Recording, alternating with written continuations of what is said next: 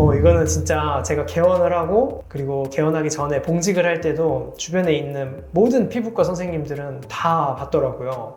뭔데요? 저도 알려주세요. 아마 공감 많이 하실 텐데 인정.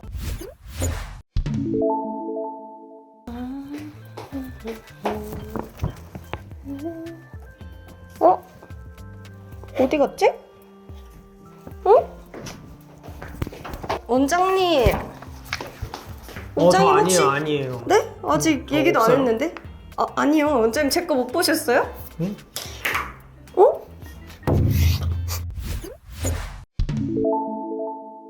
원장님 요즘 댓글들에 원장님 평소에 그 꾸준하게 받는 시술들 알려달라는 댓글이 많이 달리던데 오늘 싹 다 알려주세요. 그거 다 하면 조금 오래 걸리는데 그중에서 제가 진짜 최애하는 거 한 4개 정도 오늘 알려드릴게요. 4개요? 네. 4개도 좋아요. 제일 먼저 레이저 제모 많이 받아요. 보통 남자쌤들 이렇게 턱 수염 심하신 분들 맨날 면도하는 거 너무 귀찮거든요. 저도 제법 털이 좀 나는 편이라서 면도하는 게 너무 귀찮아가지고 레이저 제모는 되게 애용하고 있어요. 근데 원장님 궁금한 게 음. 병원에 있는 제모 레이저랑 가정용 제모 레이저 기계들이랑 효과가 차이가 많나요? 그거 은근히 차이 좀 많이 나요. 가정용 제모기는 제가 찾아보니까 IPL이라고, IPL 좀 어렵나? 레이저 제모랑 조금 다른 제모 원리인데요. IPL이라고 하는 거는 이제 강하게 치료 광선을 세게 쏘는 거예요. 레이저랑은 조금 다르게 레이저는 한 파장만 딱 골라가지고 그것만 강하게 쏘는 그런 게 원리인데 IPL은 여러 종류의 파장을 그냥 냈다 쏘는 거예요. 그래서 뭐 약간 샷건 비슷한 느낌? 샷건 혹시 아세요? 샷건? 네, 저 뭐 산탄총 이런 거랑 비슷하다고 보면 되고 네. 레이저는 이제 한 파장만 딱 골라서 쏘기 때문에 약간 저격총 이런 느낌이라고 보면 돼요. 잘 비유가 이해가 될지 모르겠는데 네, 옛날에 게임할 때 그래도 해봤던 것 같아요. 네, 뭐 그런 거예요. 네. 그리고 그 가정용 제모기는 실제 IPL만큼 그렇게 강한 세기로 쏠 수도 없어서 레이저에 비해서 훨씬 그 강도조차도 굉장히 약하고 그렇기 때문에 효과가 좀 많이 떨어질 수밖에 없어요. 근데 요즘에는 가격도 비싸고 좋은 게 많이 나오는데 그래도 조금 차이가 있나요? 가격이 비싸다고 해서 의료기기로 허가가 난 게 아니기 때문에 아무래도 세기나 이런 거는 한계가 있어요. 의료기기로 나왔다는 거는 그만큼 부작용이 날 수 있을 만큼 효과가 좋다. 이런 장비들이고 대신에 이제 면허증을 가진 의사 선생님들만 쓸 수 있는 그런 장비들이라서 효과 자체는 의료기기인 것과 의료기기가 아닌 것 차이가 많이 나요. 그렇군요. 근데 이제 레이저가 무조건 좋은 것도 아닌 게 레이저에도 단점이 그만큼 명확하게 있어요. 아까 말씀드렸듯이 부작용이 좀 세게 나타날 수 있어서 부작용이라는 게 대표적으로 뭐 화상이나 아니면은 너무 강하게 들어가면은 통증이 좀 아플 수도 있고 그래서 보통 남성분들 털이 많은 분들은 마취크림 많이 바르고 하는데도 진짜 받으면서 엄청 울어요. 저도 이거 받으면서 너무 아파가지고 접촉식 레이저랑 비접촉식 레이저 이렇게 두 종류가 있는데 이 접촉식은 굉장히 통증이 있고 비접촉식은 통증이 좀 덜해요. 저는 그래서 항상 통증은 조금 떨어지고 효과도 대신 떨어질 수밖에 없지만 그래도 좀 꾸준하게 받는 거를 좋아해서 비접촉식을 좀 쓰고 있습니다. 접촉식, 비접촉식 또 어려운 게 나오네요. 종류가 다 같은 게 아닌가 봐요. 네, 맞아요. 레이저 제모도 이 파장을 어떤 파장을 쓰느냐에 따라서 기계가 또 되게 많고 또 접촉식인지 비접촉식인지 해가지고 접촉식은 뭐 젤을 발라가지고 그 위에 이렇게 다림질을 하듯이 레이저가 들어가는 거고 비접촉식은 젤이 없이 그냥 약간 피부에서 약간 띈 채로 레이저가 들어가면서 털을 없애주는 그런 원리예요. 저 그리고 한 가지 질문 해도 돼요? 그 흑인들은 제모를 못 한다고 했는데 그런 거는 어떤 얘기예요?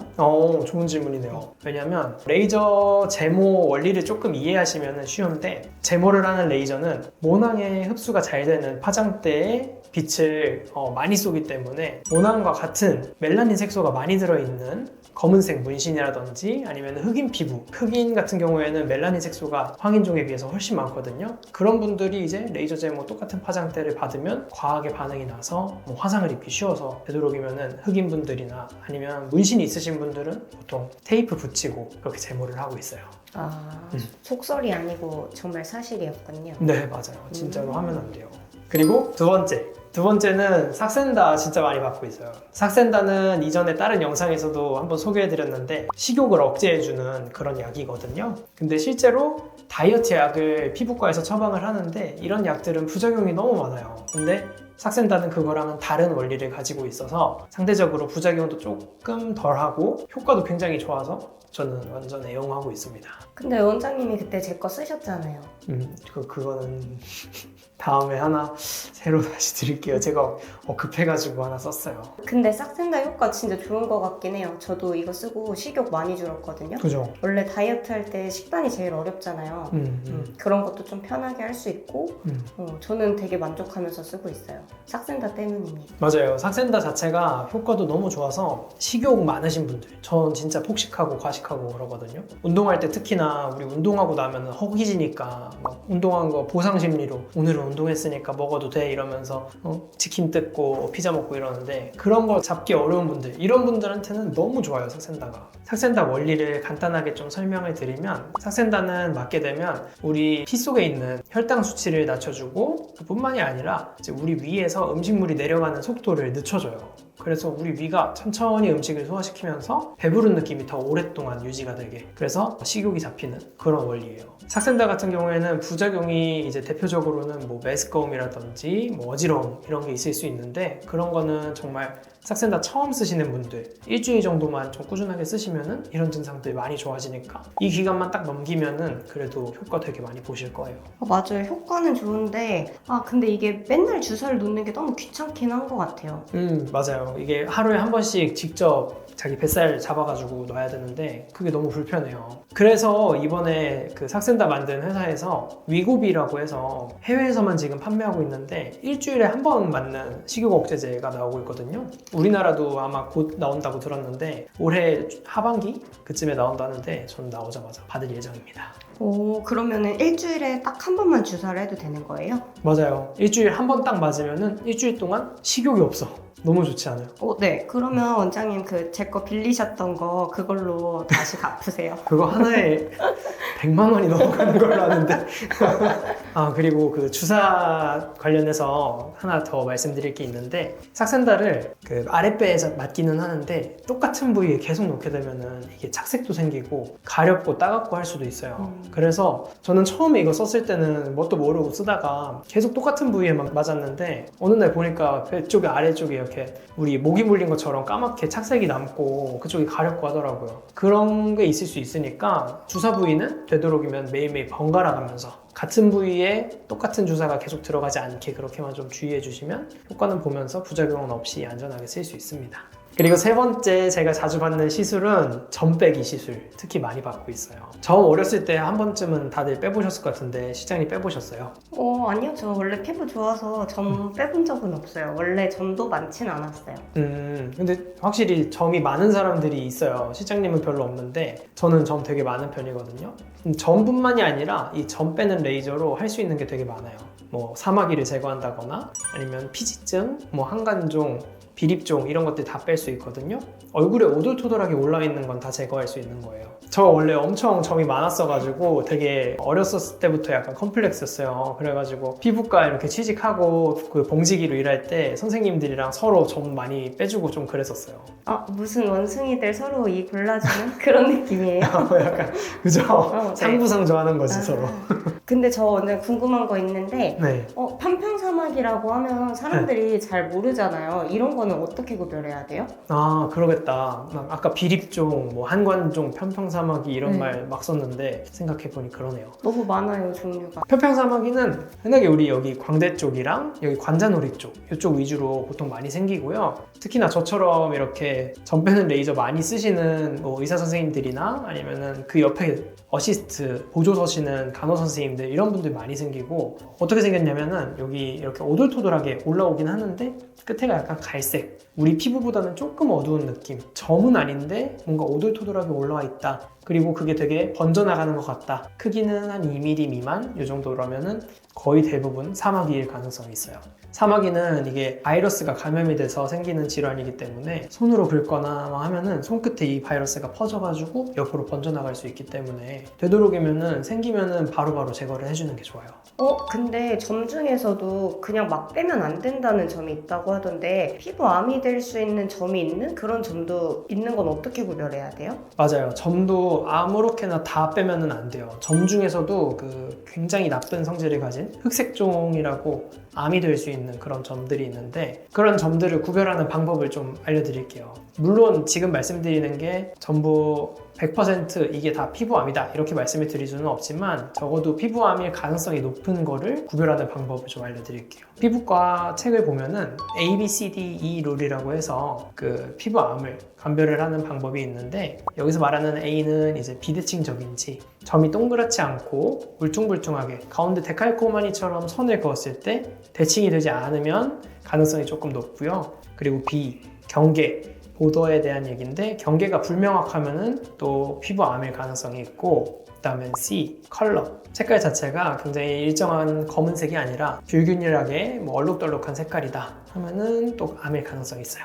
그리고 D, 이거는 다이아미터, 직경 크기 자체가 6mm 이상이면은 또 피부암일 가능성이 있고 마지막 E는 에볼루션해서 얘는 성장을 한다, 변화한다 뭐 이런 얘기인데 이 점점 크기가 변화하고 색깔이나 이런 것도 변화하는지 그런 게 만약에 변화하는 게 눈에 보일 정도로 속도가 빠르다 그러면 암일 가능성이 조금 있어요. 여기 있는 이 법칙들 이외에도 뭐 고려해야 될 게 우리 어르신들이 특히 더 암일 가능성이 높기 때문에 뭐 나이나 아니면은 피부 타입 이런 것도 고려를 좀 해야 돼서 사실 집에서 진단하기보다는 병원을 내원을 하셔서 의사 선생님한테 이런 점이 실제로 나쁜 점은 아닌지 제거는 가능한 건지 여쭤보고 시술을 진행하는 게 좋겠죠.